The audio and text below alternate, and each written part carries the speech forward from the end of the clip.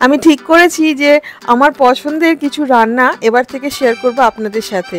আমার নিজের পছন্দের রান্নাগুলো একটু অন্যরকম, আর অনেকের ভালো নাও লাগতে পারে, তবে নতুন নতুন রান্না অনেকে কিন্তু ট্রাই করতে পছন্দ করেন। ট্রাই করলে আমার মনে হয় খুব ভালো লাগবে। আজকে আমি বানাচ্ছি prawn noodles in peanut butter sauce. It's by মধুলিকায় একটা নতুন রান্না, অন্যরকম রান্না শেয়ার করতে চলেছি আজকে আপনাদের সাথে। আশা করি আপনারা আমার সাথে থাকবেন। আমি এখানে সুইট পটেটো নুডলস ইউজ করছি। এটা যে কোনো সুপার মার্কেটে পেয়ে যাবেন। যদি সুইট পটেটো নুডলস না পান, যেটা না পেতেই পারেন, তাহলে আপনাদের পছন্দের যে কোনো নুডলস ইউজ করতে পারেন।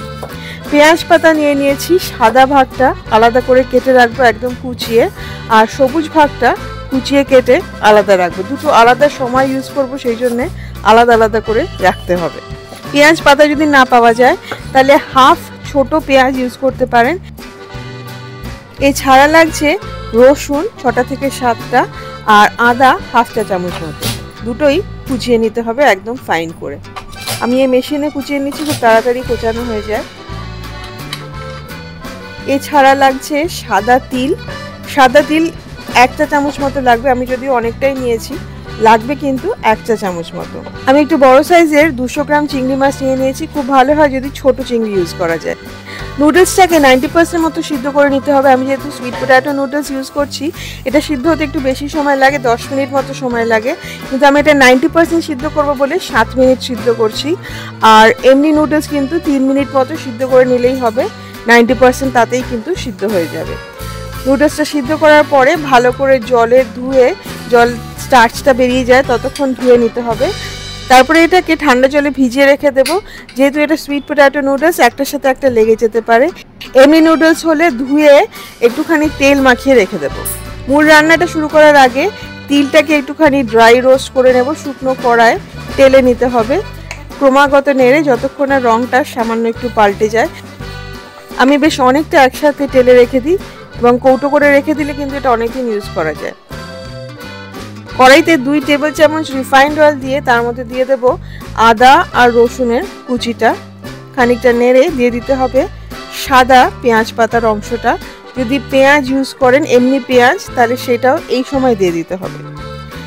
গোলমরিচের গুঁড়ো দিয়ে দেবো হাফ চা চামচ, আর শুকনো লঙ্কার গুঁড়ো দিয়ে দেবো হাফ চা চামচ। যদি ঝাল বেশি খান তাহলে কিন্তু শুকনো লঙ্কার গুঁড়োটা একটু বাড়িয়ে দেবেন।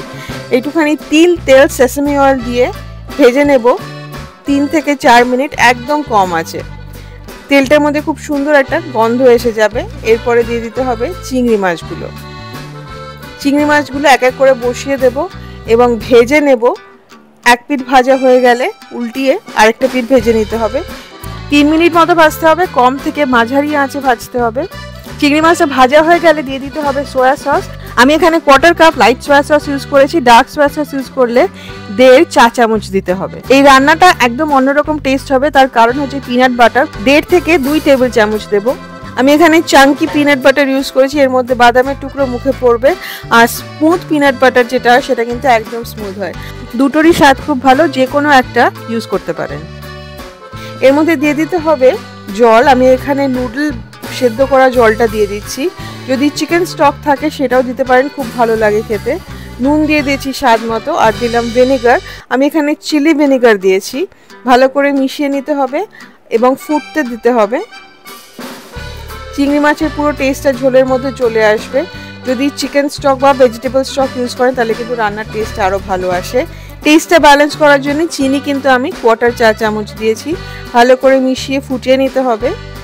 ঝোলটা যখন ফুটে উঠেছে তারপরে গ্যাসটা বন্ধ করে দিয়ে ঝোলটাকে সামান্য একটু ঠান্ডা করে নিয়ে দিয়ে দিতে হবে নুডলসটা। সিদ্ধ করে রাখা 90% সিদ্ধ করে রাখা নুডলসটা। আমি দেখেছি ঝোলটা যদি ফুটতে থাকে তখন যদি নুডলসটা দেওয়া হয় তাহলে নুডলসটার সঙ্গে সঙ্গে ঝোলটাকে পুরো টেনে নেয়। সেই জন্য ঝোলটাকে একটু ঠান্ডা করে দিলাম নুডলসটা দিয়ে 2 মিনিট মতো ফুটিয়ে গ্যাসটা বন্ধ করে দিয়ে দেবো 1.5 চা চামচ তেল সেসামি অয়েল আর পেঁয়াজ পাতার সবুজ অংশটা। ভালো করে মিশিয়ে নিতে হবে। খুব বেশি ফোটানো যাবে না, কারণ নুডলসটা কিন্তু ঝোলটা একদম টেনে নেবে। গ্রেভি বলে নুডলসটা সার্ভ করুন চিংড়ি মাছের সাথে, আর উপর দিয়ে ছড়িয়ে দিন আরও খানিকটা পেঁয়াজ পাতা আর ভেজে রাখা তিল।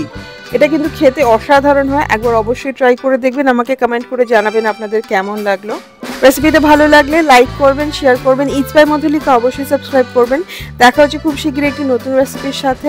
হ্যাপি কুকিং, ভালো থাকবেন, থ্যাংক ইউ।